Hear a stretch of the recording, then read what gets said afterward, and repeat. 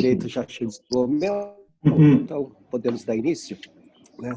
Davi, você pode orar por nós, para nossa aula? Sim. Senhor nosso Deus e Pai, nós te agradecemos por mais essa oportunidade de meditarmos na Tua Palavra. Sim, Pai. A Tua Palavra que é lâmpada para os nossos pés e luz para o nosso caminho. Sim, Abra, ó Deus, o nosso entendimento, a nossa compreensão, para que possamos de fato, Senhor, aprender da Tua Palavra. Amém. Abençoa o pastor Kenji, que irá ministrar, ó Deus. Abençoa o André, que está também dando um grande apoio nessa parte Sim, tecnológica, Senhor. Obrigado, meu E que Deus. o Senhor abençoe a família deles dois. Amém. Abençoe as suas esposas, filhos e todos os parentes, que todos sejam guardados pelo Senhor. Amém. Abençoa cada irmão que está participando, cada irmão que ainda está entrando, que todos, ó Deus, possam receber a Tua Palavra e termos com isso uma vida renovada em Cristo Jesus. Amém. Amém. Muito bem, espero que todos estejam bem, né? Nós demos início à doutrina das últimas coisas, e o nome técnico para isso é escatologia, né? De escatom, últimas, né?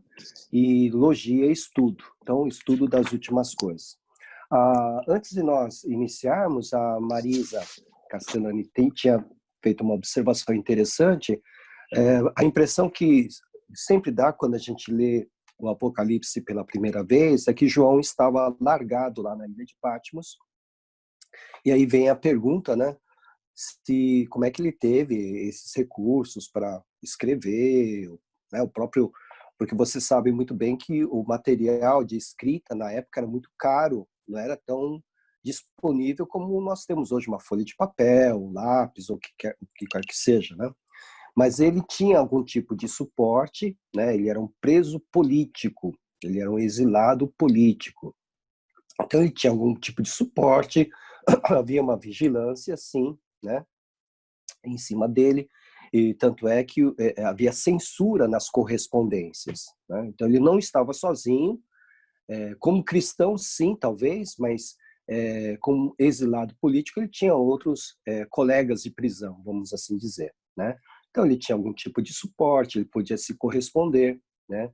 Tanto é que, se não fosse assim, Jesus não teria ordenado que ele mandasse as 7 cartas para as igrejas da Ásia. Então ele tinha algum tipo de ajuda. Só tinha a censura, né, do posto, vamos assim dizer, do posto policial da guarnição romana em Patmos, né? As correspondências eram censuradas.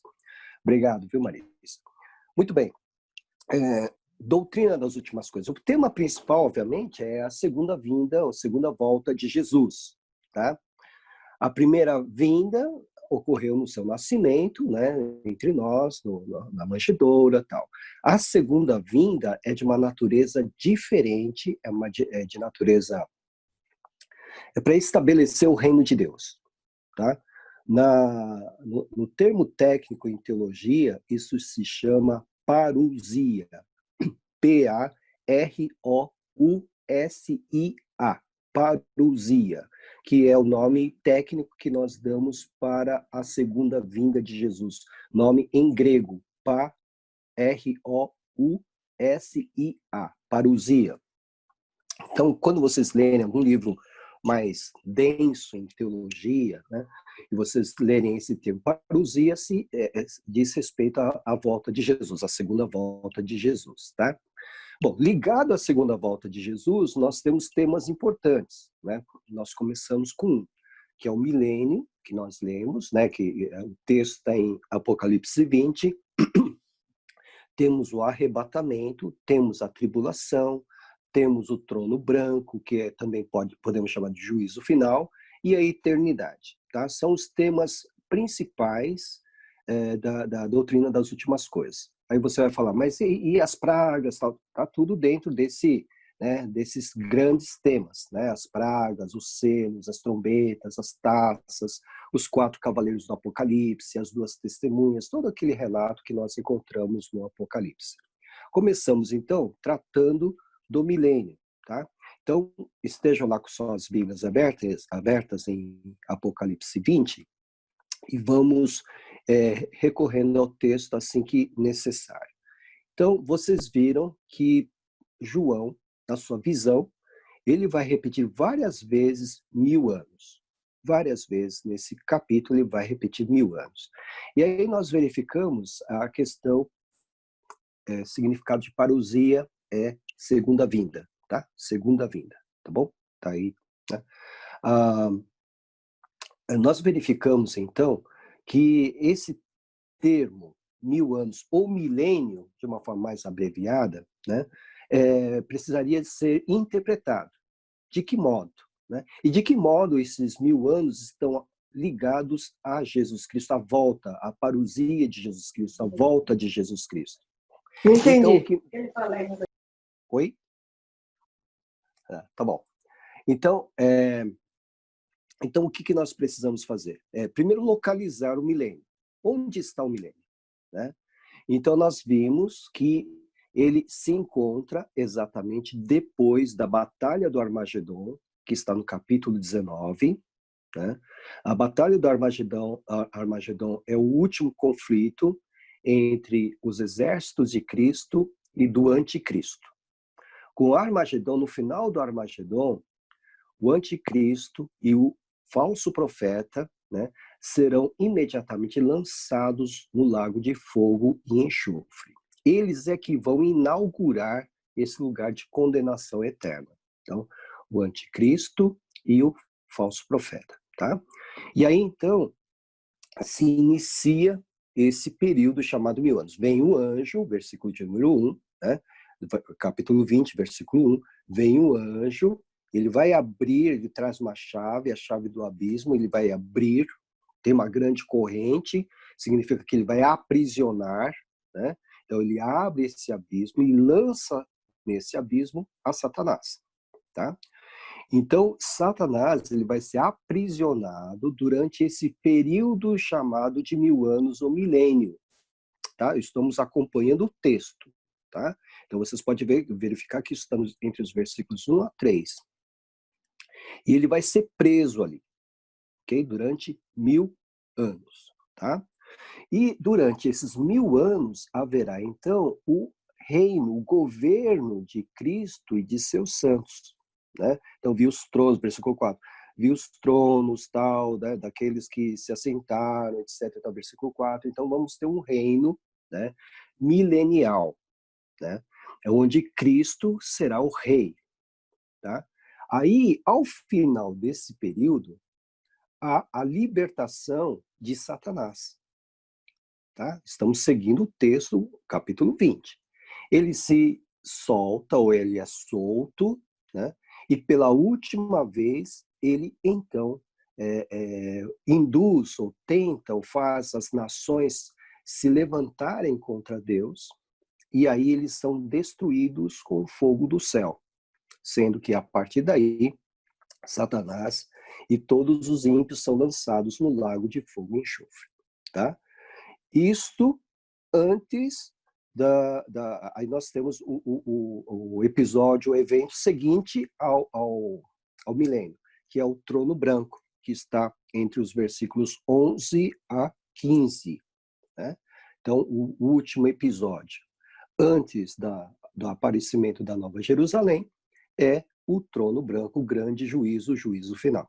Então, nós localizamos, né, onde está o milênio, o que vem antes, o Armagedon, o que vem depois, o trono branco, e agora vamos trabalhar em cima do milênio, tá? Uma das questões difíceis em Apocalipse, como eu disse para vocês, é a interpretação, né? Quando é que a gente vai pegar isso ao pé da letra, ou seja, literalmente ao pé da letra, e quando a gente vai pegar isso de forma espiritual ou simbólica, tá? Esse é um desafio para nós. Quando é que a gente vai pegar isso aqui ao pé da letra? 1000 anos, 1000 vezes 365 dias. Ou 1000 anos significa um tempo muito longo, que aí seria espiritual ou simbólico. Quando é que a gente vai usar essa interpretação? Então, isso é um desafio para todos aqueles que se debruçam para estudar a sério o Apocalipse. Começamos, então, a trabalhar são 3 correntes, né, de pensamento que procuram explicar o milênio, tá? Então, nós começamos com a primeira, que é o pós-milenismo. Pós é sempre depois, tá certo? Então, depois o quê? Né? Então, significa que nessa corrente, Jesus volta depois do período chamado mil anos, ou milênio. Por isso é chamado de pós-milenismo. Depois do milênio, né, Jesus vai aparecer. Tá? O Davi fez uma pergunta interessante, né, sobre a questão do arrebatamento. A gente vai, ao final, vamos dar uma repassada só e vamos tentar localizar o arrebatamento na posição pós-milenista. Mas assim, então lembrando que pós é depois, então depois do milênio, desses 1000 anos, então Jesus vai aparecer. Tá? Para o pós-milenista, esses 1000 anos podem ser literais ou não. Tá? O que importa para eles é que esses 1000 anos significam a última etapa, a última era da igreja. Tá? O último capítulo da história da igreja, se você quiser pensar, né? Assim, o último capítulo da história da igreja vai ser chamado de 1000 anos ou milênio. Tá? Na posição pós-milenista, só para lembrar vocês, né? Então, o que eles acreditam? Que o mundo vai ser evangelizado, né, paulatinamente, como está sendo hoje, né, pelas missões mundiais que nós fazemos, etc. e tal, vai sendo cristianizado, e como vai ser evangelizado o mundo, então o mundo vai melhorar na sua moral, na sua ética, porque está sendo cristianizado. E quando o evangelho chegar à última criatura, e essa última criatura ouvir o evangelho, então, né, haverá progresso, haverá paz na terra, de tal modo que aí o mundo estará preparado para receber a Cristo. Tá? Então, basicamente, é esse o pensamento pós-milenista. Então, Jesus volta depois desse período chamado milênio, né? Sendo que esse milênio é o último capítulo da história da igreja, tá? É um período longo, né? Sendo que nesse período longo, o mundo vai melhorando, tá? Vai melhorando na sua ética, vai melhorando na sua vida espiritual, vai melhorando na sua moral, porque o evangelho está sendo proclamado e está sendo pregado através do mundo. Tá? Então, é uma visão muito otimista, tá? Dizendo que, é claro que nós bem sabemos que na prática, né, quando o evangelho alcança uma pessoa, a pessoa muda de vida. Né? Todos nós somos testemunhas disso, nós mudamos de vida. Né? Então, baseados nessa verdade, eles colocam que, então, se uma pessoa muda de vida, então imagina se o mundo inteiro for atingido pelo evangelho. Então, todos mudarão de vida e nós teremos uma vida melhor. Esse é o raciocínio básico deles, tá? Dos pós-milenistas. Então, ao final desse período longo, né, de progresso, de evangelização, então Jesus vai aparecer. Aí, no final, existem duas tendências. Sempre tem, né? Vocês vão perceber que sempre vai ter outro pensamento. Mesmo entre os pós-milenistas, eles dizem o seguinte: ou Jesus aparece ele mesmo, no final desse período, ou ele vai ser manifestado em nossos corações. Entenderam? Então ele não vai aparecer em pessoa, mas ele vai ser representado por cada um de nós que fomos cristianizados e evangelizados, e aí então se dará a vinda de Jesus. Essa é uma outra posição. É de um médico alemão chamado Albert Schweitzer. Tá? Ele foi, na época, ele foi no início dos anos antes da Segunda Guerra Mundial. Ele foi médico, né? Ele foi teólogo, ele foi musicista, um grande pianista, né? E ele largou tudo na Alemanha para atender nativos da África, em Gana, não, no Gabão, né? Ele abriu lá, em uma cidade chamada Lambarene, uma missão, e lá ele atendia de graça, né, os doentes da época. Tá?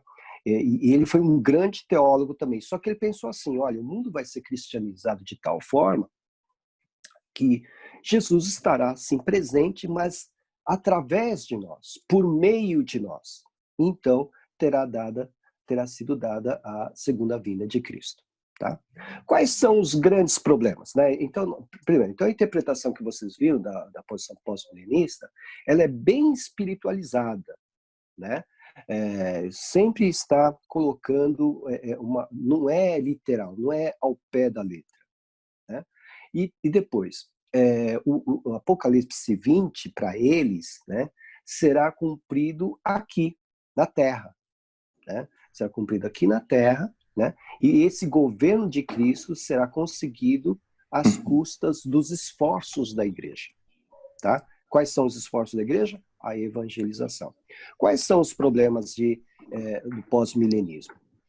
Se nós voltarmos para Mateus 24 e 25, você vai se lembrar que Jesus vai falar do princípio das dores, que haverá terremotos, pestes, né? Ele vai falar uma série de situações que já estamos enfrentando, ok? Bem, e isso significa que o mundo não está melhorando. Na verdade, o mundo está piorando. Embora haja os esforços da igreja para a evangelização, né, nós percebemos que o mundo está piorando. A posição pós-milenista, ela foi muito, assim, festejada ou procurada no início do século XX, quando a ciência estava indo, a tecnologia estava surgindo, o mundo estava experimentando aquilo que eles chamavam de Belle Époque, a bela época, né? Então eles achavam que tinham controle sobre tudo, sobre a natureza, sobre a ciência, tinham controle sobre tudo, né? Então havia muito otimismo naquela época, tá? Então era um pensamento que casava-se com o espírito da época, o pós-milenismo. Tudo vai melhorar, nós temos a ciência, nós temos a paz, paz entre as nações, até que chegou 1914. Em 1914 foi o grande balde de água fria na cabeça dos pós-milenistas. Por quê? Porque eclodiu a Primeira Guerra Mundial. Entendeu? Então isso fez com que eles ficassem totalmente atordoados, né? Porque imaginavam que o mundo iria progredir e não regredir da forma como foi. Né? Então veio a Primeira Guerra Mundial, que ceifou 20 milhões de pessoas, né? E aí, ao finalzinho da Primeira Guerra Mundial, que foi em 1918, surgiu a chamada gripe espanhola. Né? Então, uma grande guerra associada a uma grande peste, uma grande pandemia. E a gripe espanhola, como você sabe, ceifou entre 1918 e 1920 50 milhões de pessoas. Né? Então, houve várias ondas, né? Mas 50 milhões de pessoas. Então, isso foi um balde de água fria em cima dos pós-milenistas. Então, a coisa ia melhorar. O que aconteceu? Quando eles retomaram, mais uma vez, essa posição de que o mundo, porque aí veio a paz, acabou a pandemia, né? Veio a paz, eles começaram a retomar esse discurso de que o mundo iria melhorar, chegou 1939. O que aconteceu em 1939? Segunda Guerra Mundial, percebe? Então, cada vez mais, eles foram se desiludindo, porque o mundo não está melhorando. Pelo contrário, né, o mundo está caminhando para aquilo que nós encontramos em Mateus 24 e 25. Tá bom? Então, esse é o grande problema. Hoje, nós não temos muitos pós-milenistas. São raros os teólogos pós-milenistas que nós encontramos pelo caminho. Exatamente por causa desses fatos que são indiscutíveis, que provam que a humanidade está piorando. Não está melhorando, está piorando. Tá? Muito bem. A segunda corrente que nós encontramos é o amilenismo. Sim, por favor. Eu queria fazer uma pergunta, estou com a mão levantada aí, mas acho que ninguém viu. Nessa posição pós-milenista, Satanás não é aprisionado? Ele também? Assim, daí a pergunta, né? Ele está aprisionado e exatamente porque ele está aprisionado, o mundo está melhorando. Então, Tá? mas aí ele estaria aprisionado agora, nesse momento já? Vamos imaginar que eu sou pós-milenista, tá bom? Vamos imaginar que eu sou pós-milenista. Então, eu estou crendo que hoje, né? Hoje faz parte, o dia de hoje faz parte do último capítulo da história da igreja, tá? Eu sou pós-milenista, tá?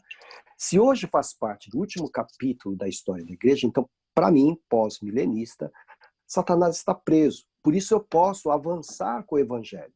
Eu posso seguir adiante porque ele está preso. E aí, então, o que vai acontecer? O mundo vai melhorar. Ao final desse período, né, que necessariamente não é um período ao pé da letra de 1000 anos, mas um período longo, Satanás vai se levantar, vai se revoltar, vai se rebelar contra Deus pela última vez. Né? Obrigado, Davi. Aí você me lembrou do arrebatamento. Então, vai se rebelar pela última vez. No final desse período, ele vai se rebelar pela última vez. As nações rebeldes vão mostrar que lado que estão, né? As nações vão se mostrar que lado que estão, se do lado de Deus, se do lado de Satanás. Deus, então, naquele momento, vai arrebatar a igreja, então, vai aparecer Cristo e vai arrebatar a igreja, tudo ao mesmo tempo, tá? Então, Cristo aparece, então, Satanás se solta e se rebela com as nações, Jesus aparece, arrebata a sua igreja, né? E aí, então, vem a condenação eterna de Satanás. Então, significa o quê? Que nesse período de 1000 anos, que é o último capítulo da igreja, Satanás está preso, tá? Por isso que nós podemos continuar com a obra da evangelização. Entre os pós-milenistas, não haveria grandes impedimentos para nós estarmos indo na direção da cristianização do mundo. Final do período, então ele se solta, desse período ele se solta, faz a sua última rebelião e vem o juízo final. Conseguiu? Ok. Sim, sim. Beleza? Tá bom? Beleza, obrigado. Muito bem. Vamos lá. Então, amilenismo, né? Amilenismo. A é não, né? Então, o prefixo a é não. Então, seria mais ou menos não milenismo, tá?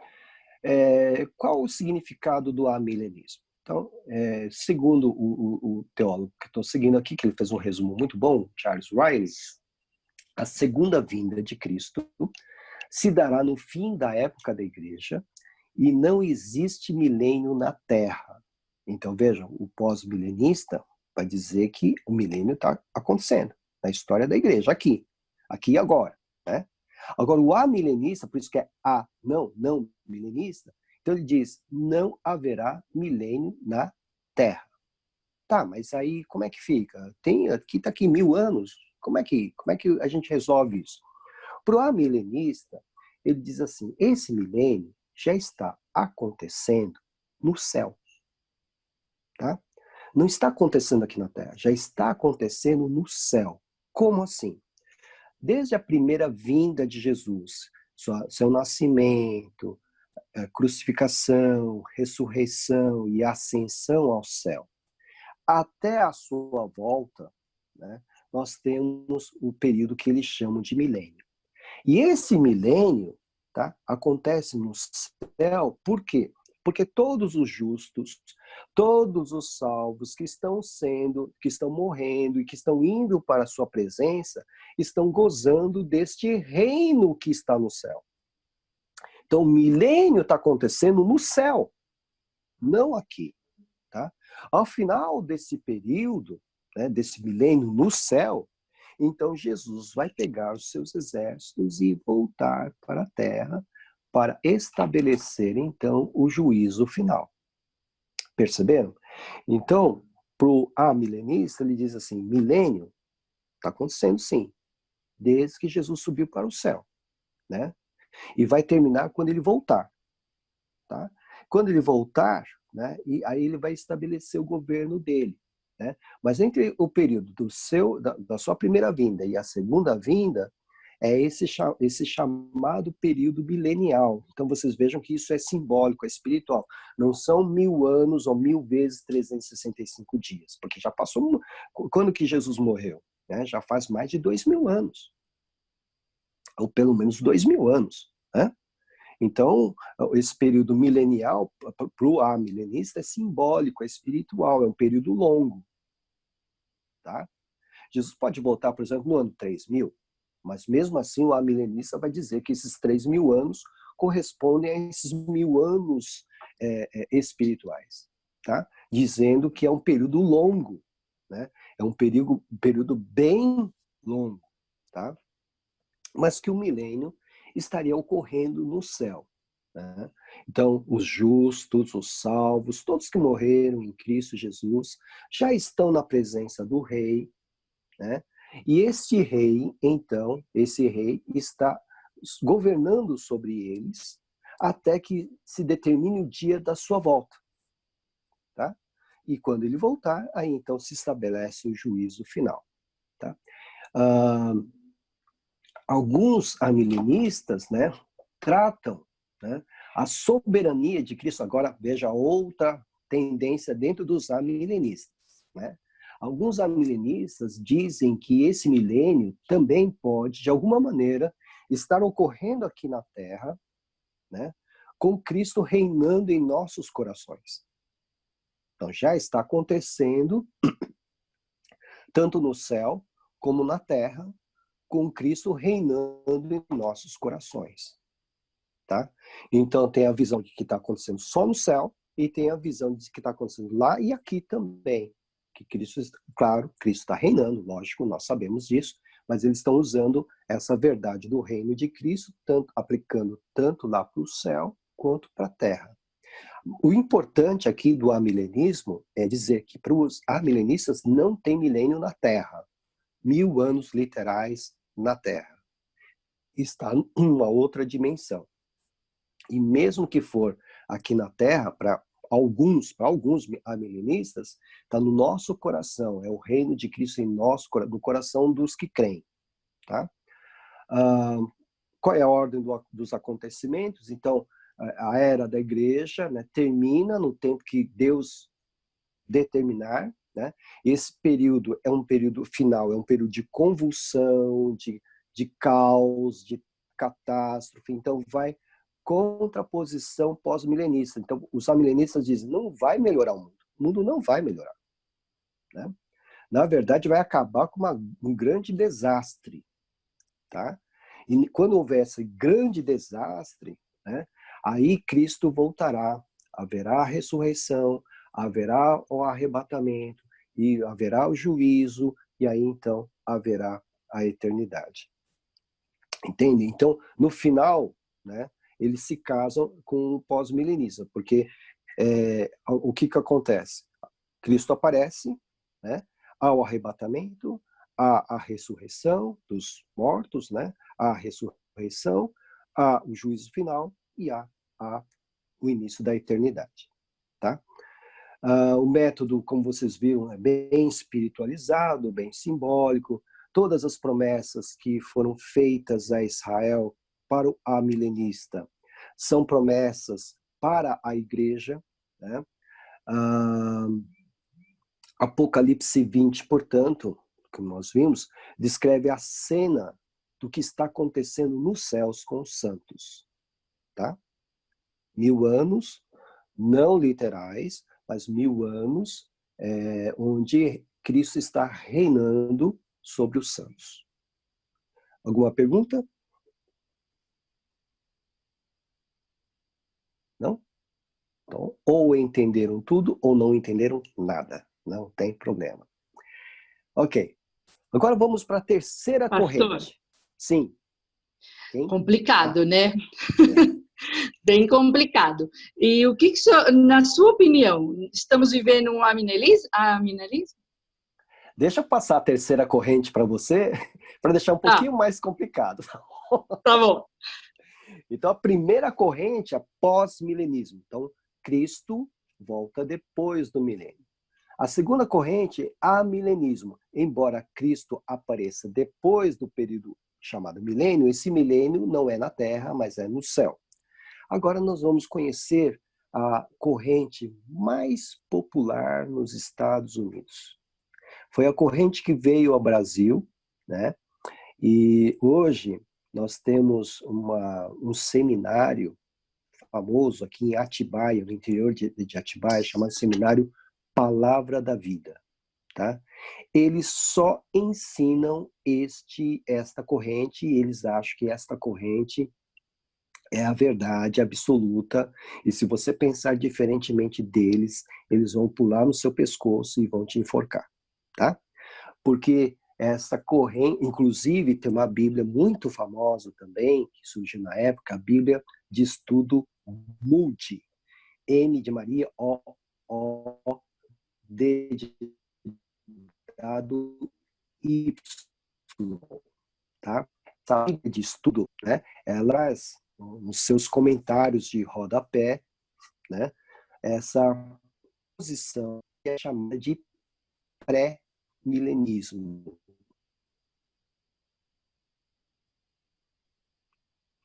Tá?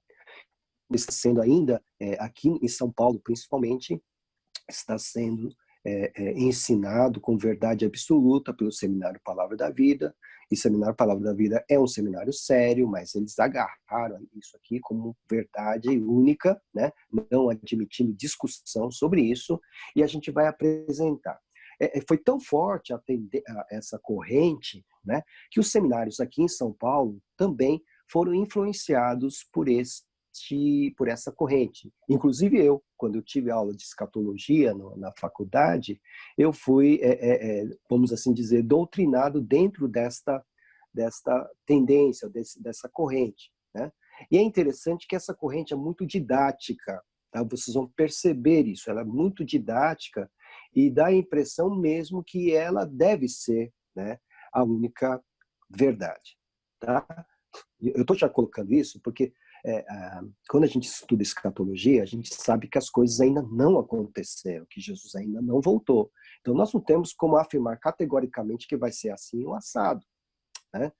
Existe até uma piada, né, entre os acadêmicos, né, que 3 teólogos, um pós-milenista, um pré-milenista e um amilenista, estão discutindo, sim, de forma acalorada qual que era a posição verdadeira. Mas brigando, né? Brigando. É assim, é assado, é assim, é assado. Aí Jesus voltou, né? Enquanto eles estão subindo para o céu, né? Cada um está virando para o outro, tá falando assim, quer dizer, nenhum vai dar o outro a razão, né? Verdade, né? O pré-milenista, portanto, ele vai crer que Jesus pré é antes, que Jesus volta antes do milênio. Tá? Então, pré-milenismo, Jesus volta antes do milênio, do período chamado milênio. Tá? E esse milênio, para os pré-milenistas, vai ocorrer na Terra, ok? E são 1000 anos literais, 1000 vezes 365 dias. Entenderam? Então, Jesus volta antes desse período. Então, vem o Armagedon. Jesus vence as hostes do anticristo. Manda o lago de fogo e enxofre. Aprisiona Satanás. A partir desse momento, ele inicia um reino aqui na Terra de 1000 anos e vai reinar sobre quem? Ele vai reinar sobre os sobreviventes da grande tribulação. Tá? Então, está ele, Jesus, né? E os santos, a igreja, ok? Juntamente com seus exércitos angelicais, e vão estabelecer o seu reino aqui na terra, sobre os sobreviventes da grande tribulação e do Armagedon. Aí, veja como é bem didático a posição pré-milenista. Qual vai ser o caráter do reino de Jesus aqui na Terra para 1000 anos, tá? Durante esses 1000 anos aqui na Terra, 1000 anos literais. Como vai ser o caráter do reino? As pessoas vão ver Jesus, as pessoas... Como é que vai ser isso? Né? Ou pelo menos, como é que vai ser esse reino entre nós. O Salmo de número 2, ele, segundo os teólogos pré-milenistas, descreve ou dá um retrato de como será, né, este reino milenial de Jesus, né? Então, eu não vou ler todo o texto, né? Está aqui no versículo a partir do versículo 6. Eu mesmo estabeleci o meu rei em Sião, no meu santo monte. Proclamarei o decreto do Senhor. Ele me disse, tu és meu filho, eu hoje te gerei. Pede-me e te darei as nações como herança. Salmo de número 2, tá? Versículo 8. E os confins da terra como tua propriedade. Tu as quebrarás com vara de ferro, como aconteceu, né, no Armagedon, e as despedaçarás como a um vaso de barro. Por isso, ó reis, sejam prudentes, aceitem as advertências, autoridades da terra. Adorem o Senhor com temor, exultem com tremor, beijem o filho para que ele não se ire e vocês não sejam destruídos de repente, pois no instante acende-se a sua ira. Como são felizes todos que nele se refugiam. Então, nós vamos perceber aqui que o reino milenial para os pré-milenistas, que se dará aqui na Terra, será um reino onde Jesus estará governando com vara de ferro, tá? Porque ele estará visível, né? Agora, não, a questão, se você está vendo, né, mais na base da fé, né? A fé sempre é ligada ao invisível. Como ele vai estar visível, né? Então, ele vai governar, segundo o Salmo 2, segundo os estudiosos, com rigor. Vai reinar com rigor, vai governar com rigor, né? E a igreja estará com ele, reinando com ele. Aí a ideia de sermos nação sacerdotal, né? Reino, né? Nós estaremos reinando com ele sobre os sobreviventes da tribulação, né? Será um período de paz, obviamente, porque Cristo estará reinando, né, sobre a terra. Então, se ele está presente visivelmente, né, e reinando, tem que haver paz mesmo, né? E durante 1000 anos ele exercerá o seu governo, tá? O método de interpretação, então, do pré-milenismo é literal, né? Em termo técnico é histórico-gramatical. Se você preferir o termo mais simples, literal. Então, vai literalmente ao pé da letra, né? Para interpretar esse texto de Apocalipse 20, tá? Antes de entrar no problema, no outro grande problema, que existem vários problemas, né? Então, o pré-milenismo, ele vê que nós seremos corregentes, né? Estaremos reinando ao lado de Cristo na terra sobre essas pessoas que sobreviveram. Ao final desse período de 1000 anos literais, Satanás é solto, tá? E ele vai fazer com que essas nações sobre as quais Jesus e a igreja reinamos sobre elas, essas nações se levantem contra nós. Mais uma vez, é a última vez, né? E aí então virá o juízo final, tá? Esta é a posição pré-milenista, tá bom? Sim? Alguém quer perguntar? Pastor, essas posições, elas trazem um reflexo na questão da reconstrução do templo, não? Em Jerusalém, porque parece-me que uma posição ou outra, não sei qual exatamente, diz que não há necessidade de reconstruir o templo, para que o próprio anticristo, né, exija adoração e tal. Então, o pastor poderia comentar um pouco sobre qual posição dispensa essa necessidade?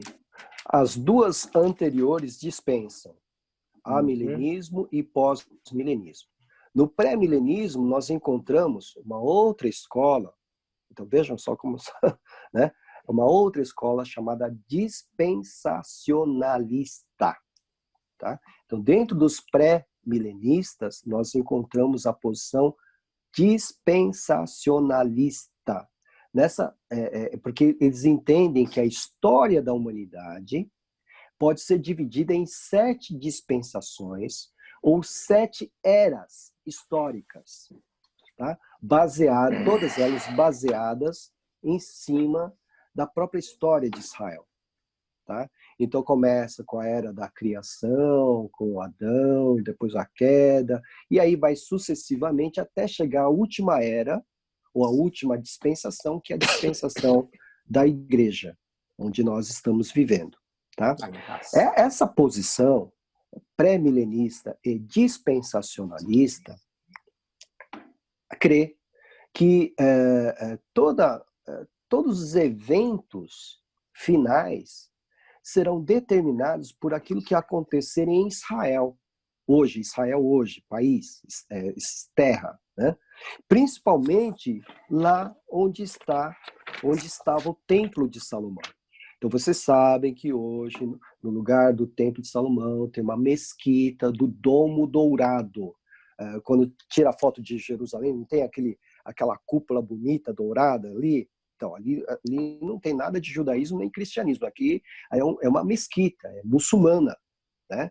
Então, os dispensacionalistas, aí vem outras vertentes, mas dentro do dispensacionalismo, dentro do pré-milenismo, o pessoal crê que aquela mesquita vai ser destruída e em seu lugar vai ser reconstruído o Templo de Israel.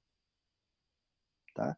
E eu não estou falando somente de teólogos cristãos, mas os próprios judeus que estão em Israel hoje creem que um dia eles vão restaurar o Templo de Salomão. Tá? Então, é essa posição pré-milenista e dispensacionalista, Davi, que vai valorizar o que acontece em Jerusalém. E vai valorizar, que está de olho, vamos assim dizer, dos acontecimentos lá. Né? Vocês sabem que já foi lançada a pedra fundamental do novo templo, obviamente do lado israelense. Né? Se eles fizerem isso do lado palestino, Terceira Guerra Mundial. Mas do lado israelense, eles já lançaram a pedra fundamental do novo templo. Né? Eles já têm quem serão os sacerdotes que vão servir no templo, ou seja, o sistema sacrificial voltará. Eles voltarão a sacrificar animais no templo. Tá? Então, isso será sinal para os dispensacionalistas de que chegou o tempo. Quando isso acontecer, quando houver um movimento para a reedificação do Templo de Salomão, porque eles já têm, por isso que eles têm uma árvore genealógica muito bem cuidada. Eles sabem quem são os levitas, porque somente o pessoal da tribo de Levi é que podia oficiar no templo. Então eles já sabem quem são, entendeu? Eles já têm os materiais. Eles fizeram como Davi, está guardado o material do novo templo, está guardado. Não sei aonde, mas está guardado. Quando ocorrer a oportunidade, eles vão reconstruir o templo e vão retomar o sistema sacrificial, vão voltar a sacrificar os animais. Eu acho isso muito plausível, porque o desejo do judeu é retomar toda a sua terra. Né? Eu acho muito plausível. Né? Agora, não sei o que vai acontecer, né, para tirar aquela mesquita e colocar o templo de Salomão. A não ser que o Edir Macedo, né, ele consiga dar uma ajuda ali. Né? Mas a novela já está retratando isso, a novela deles. Você vê, né? Você vê, é propaganda. Mas, assim, é uma coisa assim, totalmente fora de cabimento, abrindo um parênteses, tem um templo de Salomão, que não tem nada a ver. Porque a questão não é o templo, é a terra. Entendeu? Não é o edifício, é a terra que é santa, a terra que manda leite e mel. Então é lá. Ele tinha que ter construído lá. Né? Ah, tá, não aqui. Entendi. Entendeu? É sim, lá que ele tinha que ter construído. Não aqui. Né? Bom, enfim. Eu te expliquei a parte. Legal. Que escola? Sim. Sim. Pastor, Sim. sou eu, William. Parece que eles têm até o cordeiro vermelho lá já pronto para... A novilha. A novilha vermelha, parece que eles já têm já pronta para sacrificar. Pronto para sacrificar não, mas pronta para criá-la geneticamente, né? Sim, estão reproduzindo, né, geneticamente todos os animais, né? Obviamente com o avanço da ciência genética, né? Eles vão poder criar animais perfeitos, vamos assim dizer, prontos, né, para o sacrifício. E a novilha vermelha é um animal, né, que era utilizado muito bem. Estão criando, né, reproduzindo e preparando para isso. Todos os detalhes, irmãos, lá em Israel, concernente ao novo tempo, estão sendo cuidados, estão sendo observados há muito tempo, tá? Estivemos lá um ano lá em Israel e o missionário pôde dizer isso para nós, que eles estão tendo esse cuidado, sim, né? Só que é tudo muito secreto, obviamente, né? Porque se começar a fazer propaganda, o lado palestino vai dizer, já estão querendo acabar com a gente, aí já é a Terceira Guerra Mundial, então está tudo muito secreto. Bom, voltando então. Então, entre os pré-milenistas você encontra também os dispensacionalistas. Dispensação significa era, né? Ou eras históricas, né? Então nós temos a era hoje da igreja. Então casa-se com a última dispensação, casa-se com esse período da igreja. Sim, quem está falando? Sou eu, Galileu. Pastor Oi. Galileu. Ô, pastor. Bom dia, eu cheguei um pouquinho atrasado, bom dia a todos, mas estou acompanhando uns 10 minutos logo depois do início da aula. Eu estou dentro dessa posição que o senhor está falando, pastor, sobre os dispensacionalistas. Eu tenho aqui um livro do Lawrence Olson, chamado Plano Divino através dos séculos. E ele descreve muito bem essa questão das dispensações. Então, dentro dessa dispensação com relação ao governo divino, que ele chama a dispensação do governo divino, então ele fala sobre a questão do milênio. Então, o Lawrence Olson é, portanto, um dispensacionalista. E este livro, já tenho já há algum tempo, fala das outras dispensações também.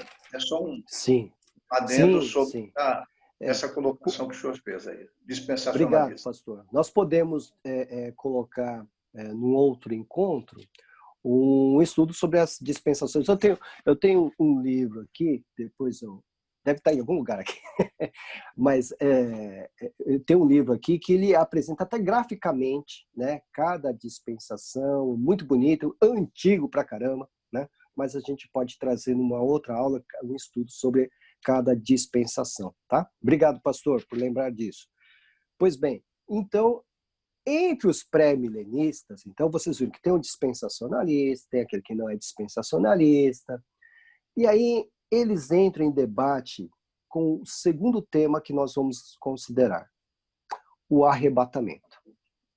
Este é o segundo problema, né, dentro do pré-milenismo. Quando é que vai se dar o arrebatamento? Tá? Aí você vai pensar, mas espera aí, estamos falando de milenismo, 1000 anos, volta de Jesus, Armagedon, trono branco, juízo final. Onde está escrito arrebatamento? Não está em Apocalipse, para confundir um pouquinho mais. Então nós vamos seguir para os textos onde nós encontramos isto que vai acontecer, que nós chamamos de arrebatamento. O primeiro texto está em 1 Tessalonicenses, capítulo 4. 1 Tessalonicenses, capítulo 4. É o ensino do apóstolo Paulo, desculpe, a partir do versículo de número 13. Né? Paulo está ensinando a respeito da vinda do Senhor, da parousia. Então, está assim, na minha versão. Irmãos, não queremos que vocês sejam ignorantes quanto aos que dormem, ou seja, aqueles que morreram. Desculpa. para que não se entristeçam como os outros que não têm esperança. Vou explicar aqui. Alguns tessalonicenses estão achando que Jesus ia voltar nos dias deles, lá no primeiro século. E eles estavam preocupados com aqueles que estavam morrendo antes da volta de Jesus.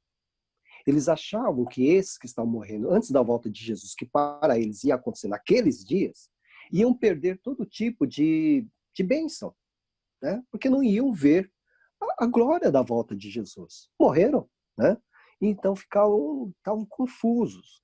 Alguns tessalonicenses estavam até, eles criam tanto que a volta de Jesus era tão iminente que eles estavam vendendo suas casas, estavam saindo dos seus empregos. Eles falavam, para que eu vou ter emprego? Para que eu vou ter casa? Jesus vai voltar amanhã. Então, estão se desfazendo das coisas.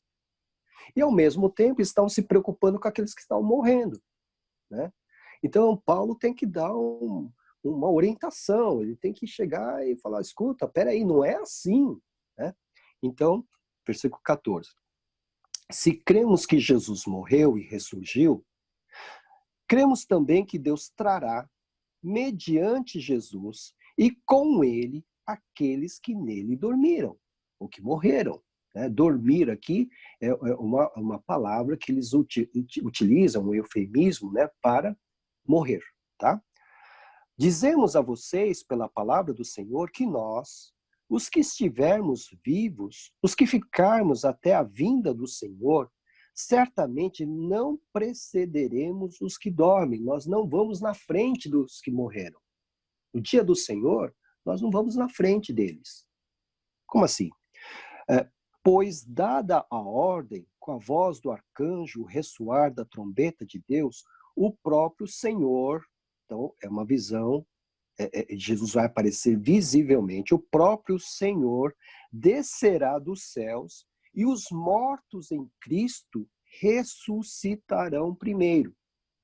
Então veja, Jesus no dia que ele voltar, ele vai aparecer nos céus e a primeira coisa que vai acontecer depois que ele aparecer nos céus vai ser serão os mortos que serão ressuscitados.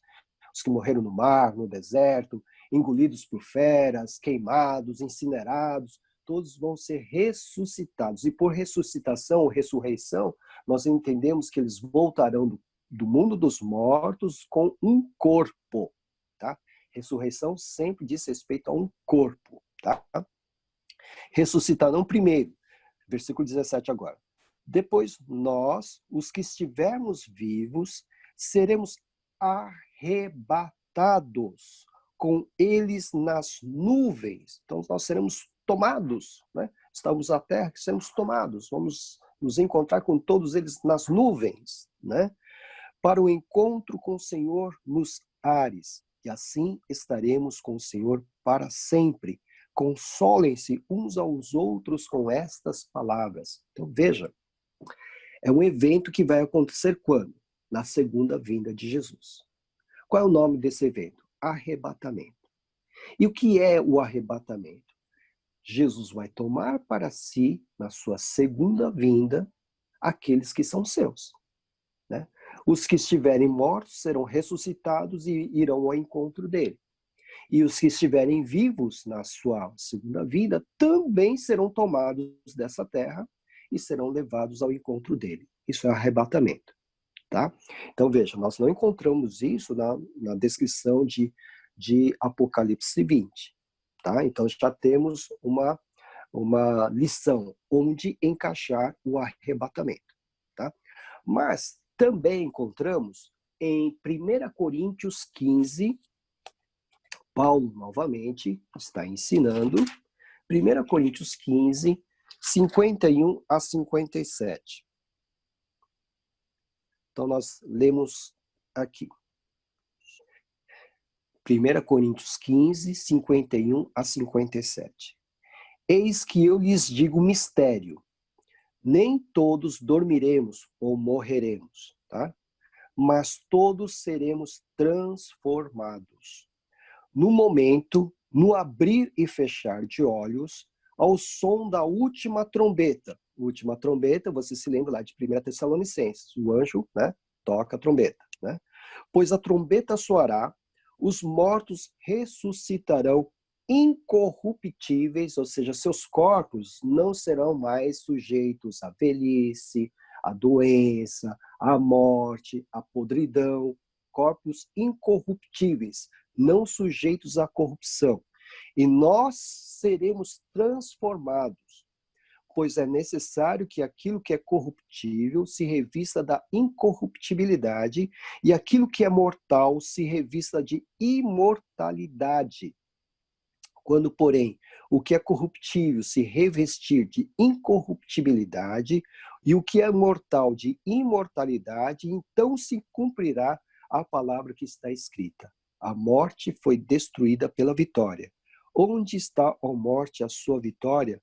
Onde está, ó morte, o seu aguilhão? O aguilhão da morte é o pecado, e a força do pecado é a lei. Mas graças a Deus que nos dá a vitória por meio de nosso Senhor Jesus Cristo. Olha aqui o que ele está falando sobre arrebatamento.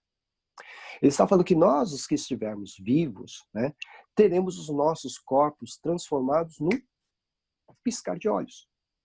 E o nosso corpo, esse corpo que temos aqui, será transformado num outro corpo, que é um corpo que é revestido de incorruptibilidade, ou seja, não mais sujeito às limitações de um corpo físico. Será tirado a mortalidade para a imortalidade, nós não morreremos mais, nós não apodreceremos mais, para que possamos estar com Ele. Ele quem? O nosso Senhor. Então isso vai, no arrebatamento, então quando nós formos tomados da terra, num piscar de olhos, nossos corpos serão transformados. Tá? Então, são os dois textos que nós encontramos a respeito do arrebatamento. Então, primeiro os mortos em Cristo, os mortos que não salvos vão continuar ali, nessa segunda vinda, né? Vai ter o momento deles. Mas são os mortos em Cristo que serão ressuscitados, receberão um corpo glorioso, incorruptível e imortal, né? E depois nós, os que estiverem vivos, estaremos subindo com eles e num piscar de olhos, segundo 1 Coríntios aqui, nós teremos também os nossos corpos transformados. Tá? Então, esse é o corpo da ressurreição. Né? Esse é o corpo que teremos, né, com Cristo nos ares. Então, nós temos aqui, e também temos... Sim, Marisa. Pode falar. Dúvida, né? Uhum. E Cristo disse para o ladrão que estava na cruz, ainda hoje estarás no paraíso. Uhum. Eu sempre me confundo aqui nesse ponto. Porque agora nós estamos lendo em 1 Coríntios que os mortos serão chamados... Ressuscitados. O que eu entendo é que o meu corpo vai estar morto, enterrado, ou cremado, ou sei lá onde. Mas eu acho que a minha alma já está no paraíso. Sim, isso? Perfeito. É isso mesmo. É isso mesmo. Quando o crente morre hoje, um crente morreu hoje, tá? Morreu. Onde ele está? Ele está a alma está no paraíso. Exatamente. O corpo dele já foi. Esse corpo físico foi, tá? Ele vai apodrecer, etc. Mas a sua alma estará na presença de Deus, e onde Deus está é o paraíso. Então ele está onde? Está no céu, está na presença de Deus, tá? Quando Jesus voltar, este que está com a sua alma na presença de Deus, vai receber um corpo físico, imortal, incorruptível. Isso é ressurreição.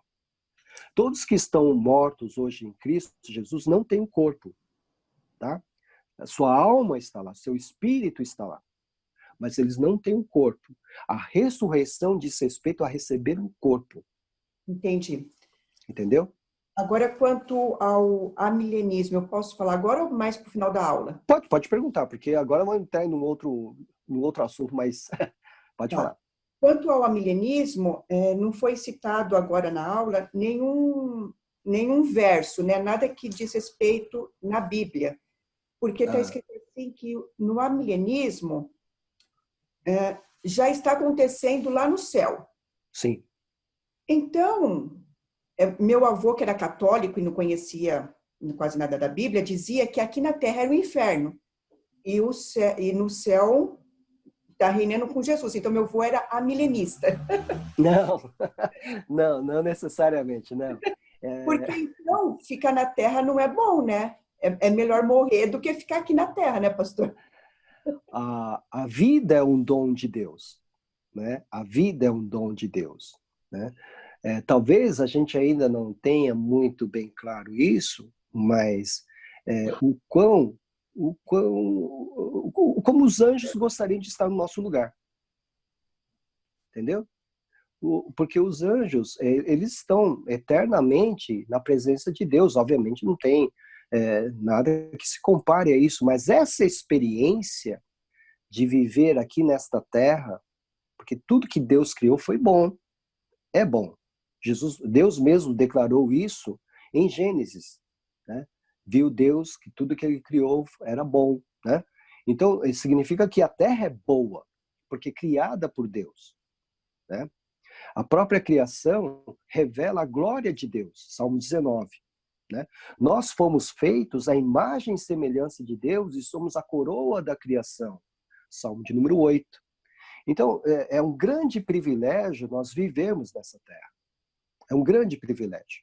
Algo que o próprio Jesus, como sendo Deus, ele veio experimentar, ele veio fazer essa experiência de viver aqui entre nós. Entendeu? É um privilégio, né? Que nós, infelizmente, através do pecado, Gênesis capítulo 3, nós jogamos tudo para o alto. Mas é um grande privilégio, porque Deus resolveu criar o que temos ao nosso redor, porque Ele simplesmente nos amou. Ele não foi constrangido, coagido, cobrado, Ele sempre quis. E aqui toda essa terra, a vida que temos, manifesta a glória de Deus. Se tudo isso manifesta a glória de Deus, então significa que aqui é muito bom. Nós aqui estamos estragando. Aqui é muito bom. Entendeu? Ok, William. Diga, William. Eu fiz alguns estudos durante a semana aqui e em cima do que a Marisa falou, em Apocalipse 6, na abertura do... Deixa eu ver aqui. Já me perdi aqui onde eu tinha marcado. Do 5º selo? Ah, tá. Apocalipse 6, deixa eu ver onde vai, 11. 11. Né? Mas, na verdade, começa no 9. Né? Quando ele abriu o 5º selo, vi debaixo do altar as almas daqueles que tinham sido mortos por causa da palavra de Deus e por causa do testemunho que sustentavam. Clamaram em grande voz, dizendo: até quando, ó soberano Senhor, santo e verdadeiro, não julgas nem vingas o nosso sangue dos que habitam sobre a terra? Então, a cada um deles foi dada uma vestidura branca. Eles disseram que repousassem ainda por pouco tempo, até que se completasse o número dos seus conservos e seus irmãos que iam ser mortos, como igualmente eles foram. Então, os que já morreram já estão, né, debaixo do trono, que aqui faz uma referência dos que estão abaixo do trono de Deus, aguardando... na presença dele. Na presença Isso, então, dele. Os que já morreram são esses que estão aguardando debaixo do trono de Deus. Na visão de... Aqui é uma referência aos mártires. Ah, tá. Tá bom? Você pode ver aqui que eles haviam sido mortos por causa da palavra de Deus e do testemunho que deram. Então, eles são perseguidos e mortos, tá?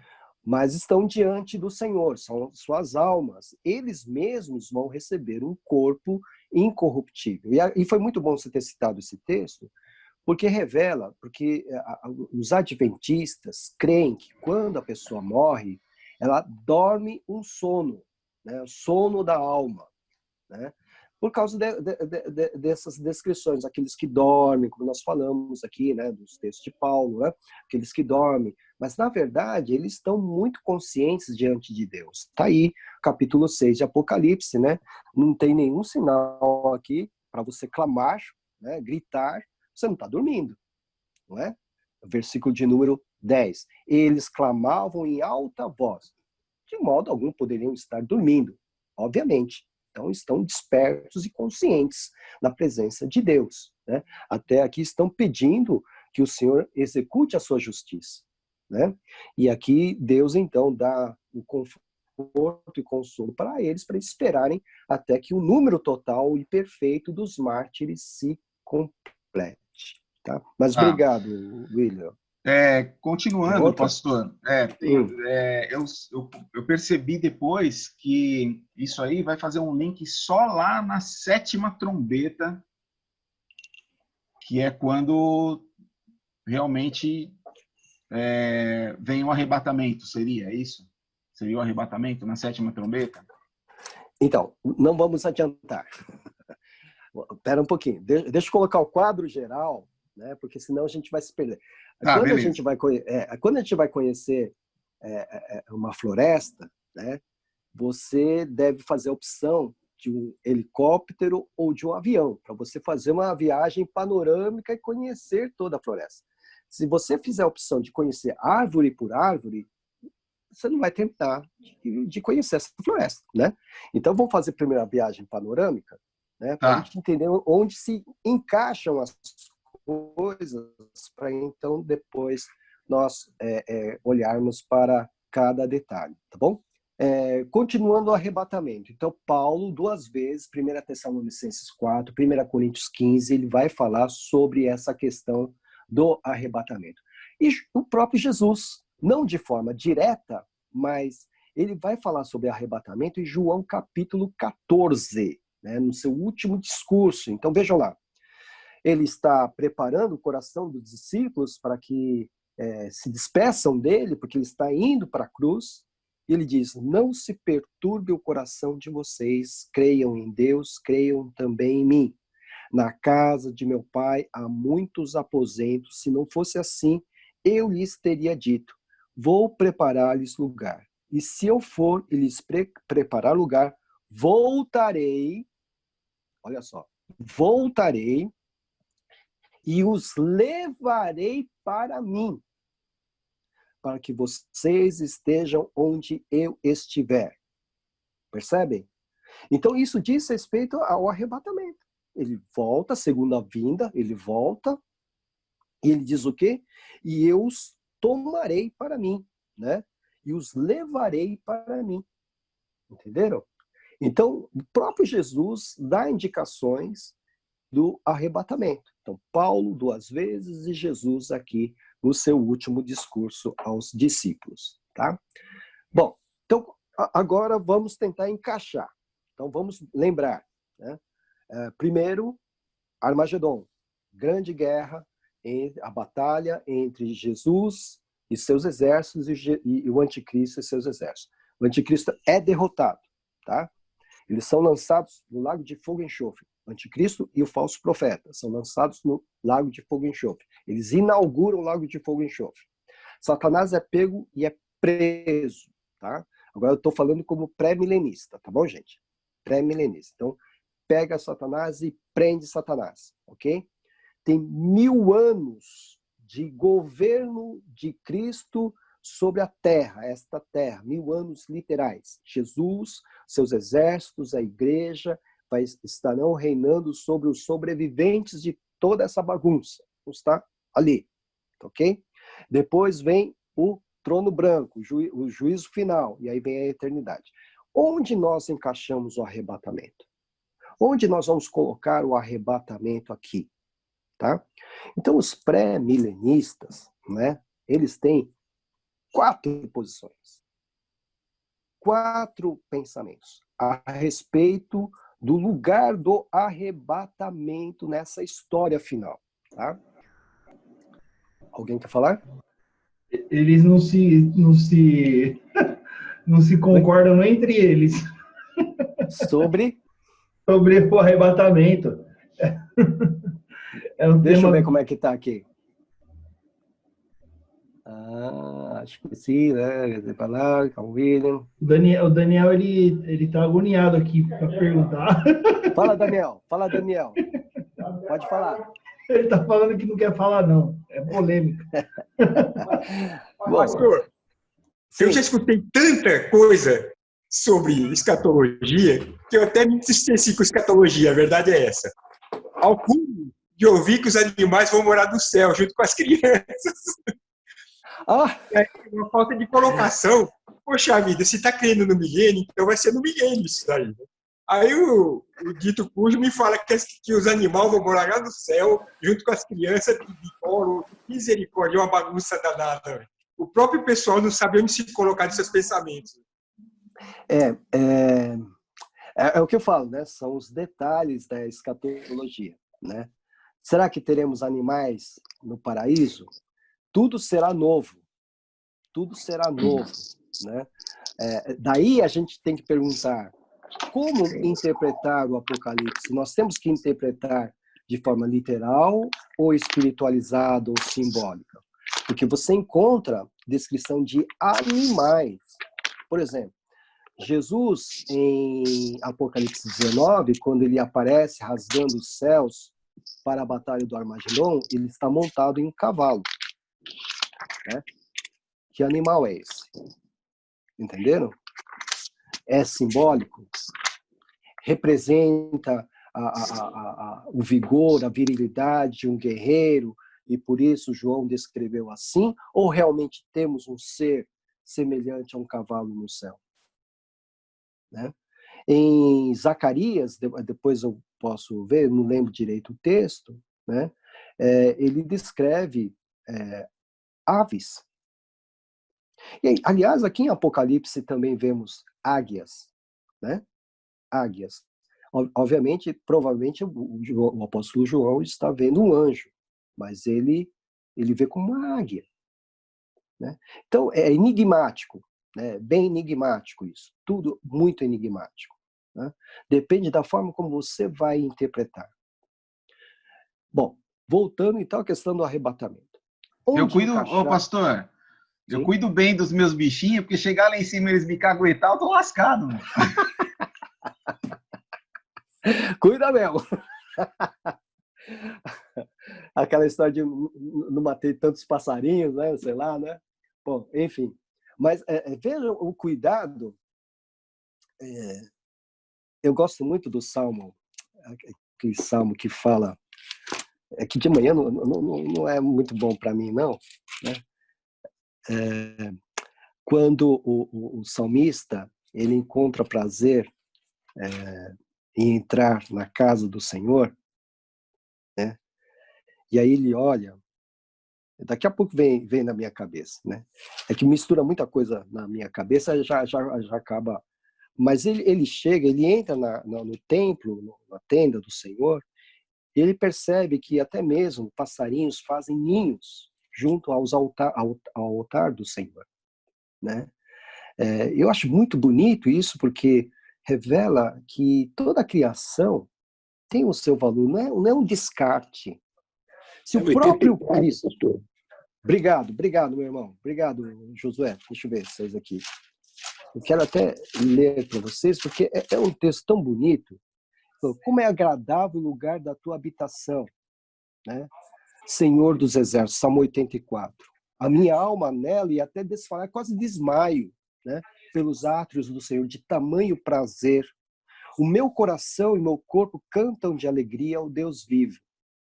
E olha só, até o pardal achou um lar, e a andorinha um ninho para si, para abrigar os seus filhotes, um lugar perto do teu altar. Ó Senhor dos Exércitos, meu Rei e meu Deus, como são felizes os que habitam em tua casa, louvam-te sem cessar, inclusive o pardal e a andorinha. Percebem? Veja como é bonito isso. Né? Então eu imagino que o céu, né, o trono de Deus, né, no fechamento de Apocalipse 22 seja algo extraordinariamente lindo, né? Onde todos nós, vozes humanas ou não, angelicais, né? Todos estaremos louvando, né? Então, eu não vejo, por exemplo, Jesus, por exemplo, ele diz, olha, nenhum pardal cai sem que seja feita a vontade de Deus. Então, assim, eu não me arrisco a dizer que haja um céu para cachorro, um céu para gato, um céu para passarinho e tal, mas certamente eles têm o seu valor porque são criaturas de Deus, né? Isso a gente não pode negar, ok? Vamos tentar voltar aqui para o arrebatamento. Vamos lá. Então, onde nós encaixamos o arrebatamento, né? Nessa história toda? Então, isso só acontece com pré-milenista, tá? Ou raça, né? Os pré-milenistas, então, tem quatro correntes, tá? Então, nós vamos começar com os pré-milenistas, pré-tribulacionistas. Vamos começar bem devagar, tá? Então, eu já falei para vocês que pré é antes. Então, pré-milenistas, pré-tribulacionistas, tá? Bom, aí nós vamos entrar num outro tema, tribulação. Nós não falamos sobre tribulação ainda, né? Pelo menos nós não dedicamos tempo ainda para a tribulação. Mas, se você voltar lá para Mateus 24, né, que é tido como o Apocalipse de Mateus, né, e Jesus vai falar a respeito do fim dos tempos, né? E ele vai falar sobre perseguição, terremoto, fomes, né? E ele vai dizer que tudo isso será o início das dores. Capítulo 24 de Mateus, né? E versículo 21. Porque haverá, então, grande tribulação, como nunca houve desde o princípio do mundo até agora, nem jamais haverá. Tá? Então, a grande tribulação também vai marcar o tempo final. Por grande tribulação, nós vamos entender, né, a ascensão do anticristo nesse período, tá? Uma época de grande confusão, de grande crise mundial, tá? O império do mal vai se estabelecer nesse período, tá?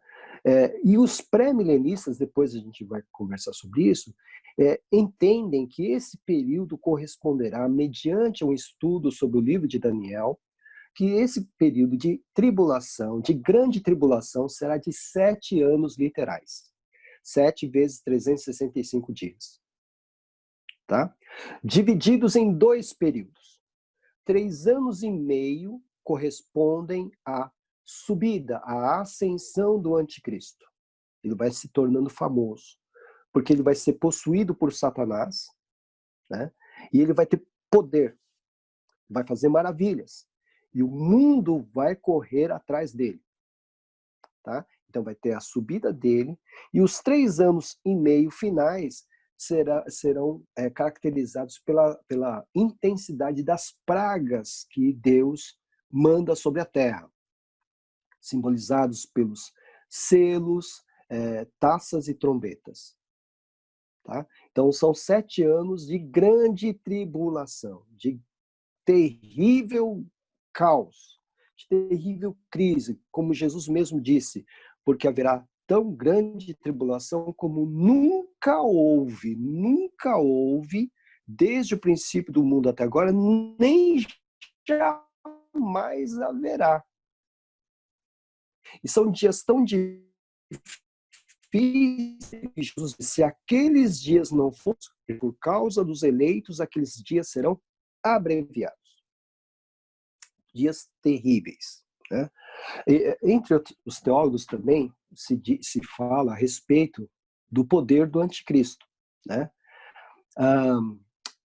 Nas escrituras nós encontramos ao menos 3 seres que foram possuídos diretamente por Satanás. O primeiro, a serpente, lá em Gênesis capítulo 3. Tá? O segundo, Judas Iscariotes, quando ele foi tomado por Satanás e traiu a Jesus. E o terceiro, o anticristo. Tá? Em todas as demais possessões que nós encontramos nas Escrituras, nós encontramos possessões de outros demônios, mas não do principal. Tá? Então, apenas esses 3 foram a serpente, né, o antigo dragão, etc., Judas Iscariotes e anticristo. Tá? Só que desta vez, né, ele vai ter apoio de um porta-voz. Assim como Moisés teve Arão era o porta-voz, né, de Moisés. Né? O anticristo vai ter um seu porta-voz, que vai ser o falso profeta. Então, o que ele vai fazer? Tudo o que aconteceu, porque Satanás foi um querubim, né, como nós sabemos, né? Tudo que ele viu no céu ele quer repetir de forma distorcida no seu reino. Tá? Então, ele vai querer fazer ou formar uma trindade satânica, sendo ele a primeira pessoa, a segunda pessoa o anticristo e a terceira pessoa o falso profeta. É isso que nós vamos encontrar, né, combinado na grande tribulação. Então vocês podem perceber que haverá realmente, vai ser um inferno mesmo. Como a Marisa falou, né? Aí sim, Marisa, aí vai ser um inferno aqui na Terra mesmo. Né? Aí vai ser um inferno mesmo. Porque se aqueles dias não fossem abreviados, ninguém sobreviveria. Tá? Então, essa grande tribulação vai existir. Jesus mesmo disse. Qual o período?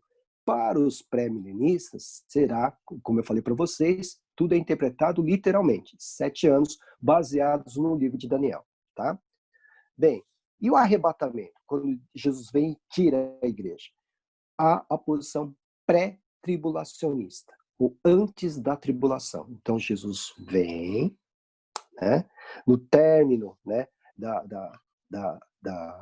vamos assim dizer, no início dessa tribulação, né, no início dessa tribulação, Jesus vem, pega a sua igreja e tira.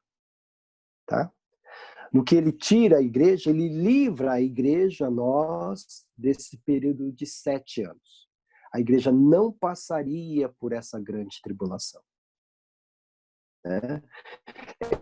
E isso explicaria o porquê do caos, porque a igreja, né, é a própria presença do Espírito de Deus no meio do mundo. Né? Nós sabemos, o Espírito Santo faz a sua morada em nós. Nós, igreja, nós somos templo do Espírito Santo. Ora, se a igreja é retirada, o Espírito sai também do mundo. Né? Ele vai com a igreja. Então, isso explicaria toda a confusão, todo o caos, toda a crise que se estabeleceria aqui na Terra, com a saída da igreja, com o arrebatamento da igreja. Então, prestem atenção. Então, antes desse período chamado Grande Tribulação, Jesus vem e tira a igreja. No que ele tira a igreja, ele está tirando os mortos em Cristo Jesus, que vão ressuscitar, e os vivos que estiverem naquele momento, que vão receber um novo corpo e são retirados da terra. E lá no céu, segundo os pré-milenistas, né, nós, a igreja, com o corpo ressuscitado, tal, né, corpo glorificado, né, nós estaremos recebendo durante esse período de 7 anos aqui na terra, mas lá no céu, nós estaremos recebendo os nossos galardões ou as nossas recompensas. Tá? Enquanto tem festa lá em cima, as bodas do Cordeiro, né? Aqui embaixo está um perrengue só. Entenderam? Conseguiram visualizar? Então ele vem, antes da tribulação, desses 7 anos, vem, tira a igreja, livra a igreja desse problema todo, né? E lá em cima, lá com ele, nos ares, nós estaremos recebendo as nossas recompensas, tá? Enquanto estamos recebendo as nossas recompensas aqui na Terra, está uma baderna só. Tá? No final desse período, que a igreja e Cristo descem para a batalha do Armagedon. Tá? Alguém quer falar? Na verdade, pastor, me parece que Apocalipse 3:10 sustenta um pouco essa questão do pré-arrebatamento, né? Quando ele diz, visto que guardastes a palavra da minha perseverança, também eu te guardarei na hora da tribulação que há de vir sobre todo o mundo, para provar os que habitam sobre a terra. Então ele dá uma sustentação para essa posição. Inclusive o MacArthur também, ele diz que esse texto, ele sustenta essa posição. Mas a gente sabe que para as outras posições também, a gente vai encontrar uma série de versículos que sustentam também.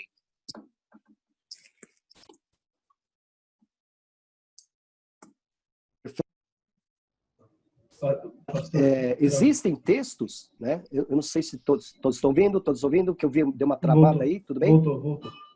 Voltou? Ok. Então, o texto que o Davi citou de Apocalipse 3:10, né? É um texto que os pré-tribulacionistas se utilizam para provar que a igreja não vai passar pela tribulação. Tá? Ocorre que esse texto está direcionado a uma igreja específica, a igreja de Filadélfia. Né? Então, os críticos dizem, não, mas isso aí Jesus disse a uma situação específica que os crentes da Filadélfia iriam ter que lidar. Né? Então, sempre há uma discussão. Tá? Vocês vão perceber, assim, entre os pré-milenistas, vocês veem que há divergências em relação à questão da tribulação, né? Vocês vão perceber que há muitas outras divergências e vários outros, né, pontos. Mas o texto que o Davi citou é realmente um texto que os pré-tribulacionistas, que são pré-milenistas, né, vão usar para sustentar que a igreja não vai passar pela tribulação. Tá? Depois a gente vai dar continuidade, a gente vai repetir isso no próximo encontro. O próximo encontro é daqui 15 dias, tá, gente? Ok? No próximo sábado nós não teremos aula, ok? Estou me dando uma folga, ok? Tá certo? Mas daqui 15 dias a gente vai retomar, ok? E a gente retoma exatamente nesse ponto do arrebatamento. Alguém quer fazer alguma pergunta? Pastor? Sim? É o Silvio Ascar. Oi, Silvio. O pré-tribulacionista está em Mateus 24:21, que o pastor falou, porque nesse tempo haverá grande tribulação, como desde o princípio do mundo até agora não tem havido, nem haverá jamais. Não tivesse abreviado dias sido abreviados, e ninguém seria salvo por causa dos escolhidos, tais dias serão abreviados. Então, os santos ainda estão aqui na Terra. Pelo que eu entendi, os santos ainda estão aqui na Terra. Você vê? E aí? Então o Silvio deixou um saborzinho para vocês, para nós pensarmos se a igreja vai passar ou não pela tribulação. Porque no versículo 22 ele diz, não tivesse aqueles dias sido abreviados e ninguém seria salvo. Então, quer dizer, a grande tribulação ainda está tendo. É isso que eu entendo. É um grande debate, Silvio. Depois eu vou apresentar as outras posições, tá bom? Tá bom. Mas o pré-tribulacionista diz que a igreja não passará pela tribulação, mas tem uma explicação para essa observação que o Silvio fez. Ok, gente? Pastor, tá bom? Posso? Oi? Sim, quem é? É o William. Oi, William. Uma dúvida realmente em cima disso que o Silvio falou agora. Os dias que foram abreviados, assim, eu li por cima, não consegui fazer um estudo, não dá para fazer numa semana um estudo em cima do milênio, abordando uma série de outras coisas que estão agregadas a isso. Mas nem de um ano. Então, mas quando, em Mateus 24, que Jesus Cristo falando, né, para os discípulos ali, eu acredito, assim, rapidamente, que os dias que foram abreviados foram os dias de Jesus Cristo para que ele fosse sacrificado e nós tivéssemos a oportunidade da salvação. Seria isso? Não. Eu não consegui, não? Sempre que você ler um versículo, você tem que associar ao versículo anterior e ao posterior, tá? Para você localizar o contexto dele. Isso é contexto, nós chamamos de contexto imediato, tá? Então, Jesus, no versículo 21, ele diz: porque haverá, então, grande tribulação, como nunca houve desde o princípio do mundo até agora, nem jamais haverá. Se aqueles dias... Ora, ele está se referindo ao quê? A grande tribulação. Percebe? Dá uma lida com calma e você verificará que aqueles dias não fossem abreviados é uma referência direta à informação que ele está dando no versículo 21. A grande tribulação. Se ele aumentasse 1 minuto a mais, esse período chamado de grande tribulação, ninguém iria se salvar. Entendeu? Então, é essa a interpretação. Então, sempre que você pegar um versículo, sempre você vai olhar o anterior e o posterior, tá? Contexto imediato. Se isso não lhe esclarecer, veja o contexto todo, como é que ele surge na história aqui, no discurso aqui, tá? Aí você tem uma compreensão melhor, tá bom? Esse foi um segundo caminho que eu também pensei a respeito. Uhum. Eu tive vários pensamentos a respeito dessa passagem aí. Uhum. Viu, pastor? A Sandra está com a mão levantada faz tempo.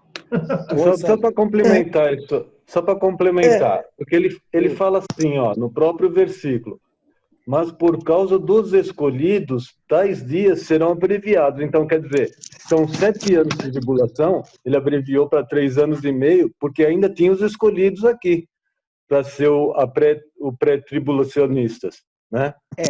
Não se fala de 3 anos e meio, mas que foi abreviado por Daniel. Talvez para 7 anos, tá? Talvez para 7 anos. Mas a gente vai deixar para a gente conversar com calma no próximo. Sandra, você quer falar? Oi. Travou. Na hora que ela foi falar, travou. Travou? É só o dela que travou? É, só o dela. Voltou. Oi, Sandra. Oi, Sandra. Oi, fala, não. Sandra. Essa parte dos animais, eu preciso levar meu passarinho para o céu. Não gostei muito dessa parte aí. Como é que fica aí? Os pets, eu preciso abrir uma parênteses aí. A gente discute numa outra oportunidade, tá bom? Ok, gente. Então, dia 18, nós retomamos a nossa aula, tá? Então, hoje é 4, 11 nós não temos. Dia 18 nós retomamos no mesmo horário. Eu mando o link para vocês, tá bom?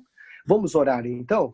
Eu vou pedir ao Dr. Josué, por favor, irmão Josué, pode orar por nós? Pode abrir o seu microfone? Ativa o seu microfone para a gente, por favor, e ore por nós, por favor. Pai amado, Pai eterno, louvado, Pai, seja o seu santo nome, Pai, porque só o Senhor é Deus. Sim, Pai. Deus querido, nós queremos agradecer ao Senhor esses momentos que passamos, Pai, na sua presença, Pai, juntamente com os irmãos, Deus, para aprendermos mais do Senhor, Deus, para, Deus, cada dia que passa, Deus, nós podemos entender, Pai, o mistério, Pai, da sua palavra, Pai. É claro que não conseguiremos, Pai, atingir, Pai, totalmente, Pai, mas sempre é bom conhecer mais e mais do Senhor, Pai. Obrigado pela presença dos irmãos. O Senhor abençoe cada um aqui presente, cada família representada, Pai. Abençoe o nosso pastor, continue capacitando ele, Pai, dando discernimento, Pai. Alegria para ele sempre estar disposto, Deus, a pregar o Evangelho, a falar do Senhor, Pai. Amém, obrigado. Senhor. Abençoa nesse restante do dia, Pai. Esteja com todos nós. É assim que oramos, no nome de Jesus. Amém. Amém. Amém, irmãos. Muito obrigado. Deus abençoe a todos. Amém. Um bom sábado.